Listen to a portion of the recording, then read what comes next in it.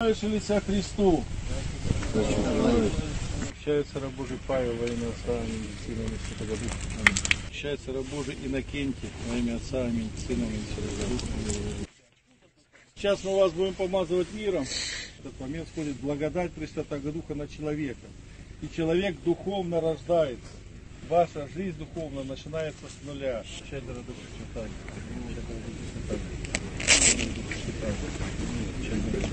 24 брата сегодня. Здесь у нас все, и русские, и якуты, стились братья наши, стали православными христианами. Братья старшие все служили в России, а я только не было. Поэтому, когда братья все умерли, я один остался.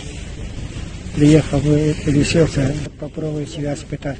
Земля большая, российская земля, хотел смотреть и себя, чтобы жизнь это испытание. Люди добровольно идут, поэтому я думал и решился.